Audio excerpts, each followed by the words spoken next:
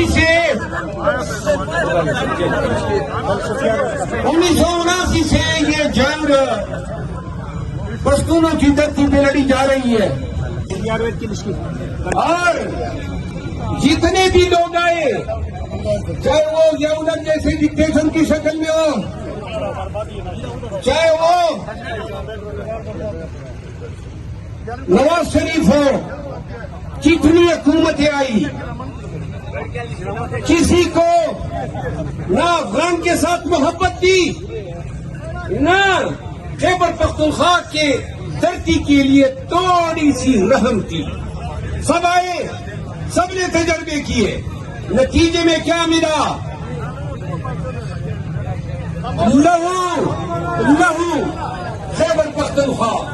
کوئی ایسا شہر نہیں کوئی ایسا ٹاؤن نہیں جہاں خود کر دھماکے نہ ہوئی ہو خیبر پختونخوا کا شاید ہی کوئی کنبہ ہو جو ڈائریکٹ یا انڈائریکٹ دہشت گردی کی اس جنگ میں وکٹم نہ بنا ہو ہر گھر میں اپنی مثال دیتا ہوں میرے قبیلے نے 142 لاشیں اٹھائی روزانہ جنازے اٹھا رہے تھے یہ خودکش ہوا اپنے باپ میرا باپ اس دہشت گردی کا شکار ہوا ہے اور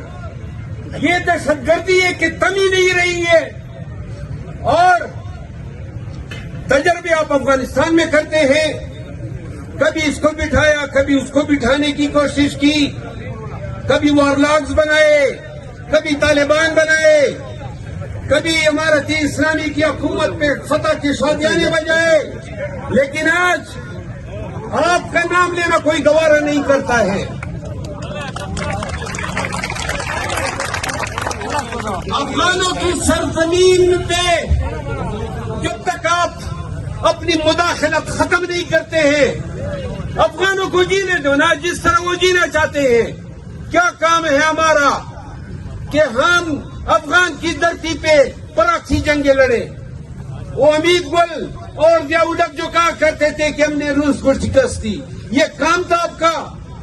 کہ امریکہ کے لیے ایک کنڈیوٹ بن کے آپ افغانستان میں روس کے ساتھ جنگ لڑے پھر امریکہ جب آیا تو آپ نے پھر ڈالر کی جنگ لڑی اور مشرف خود لکھتا ہے اپنی کتاب میں آج اگر بنو لہو ہے بنو کے ساتھ وزگاف الفاظ میں کہتا ہوں عوام کے ساتھ دہشت گردی ہوئی ہے آپ نے نہتے عوام پہ فائر کیے ہیں 3 لوگ شہید ہوئے 18 زخمی ہوئے یہ خون یہ بے گناہ انسانوں کا خون یہ ہم سارے پختونوں سے تقاضا کرتا ہے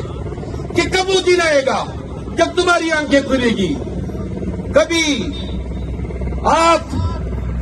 ایک کے لیے استعمال ہوتے ہیں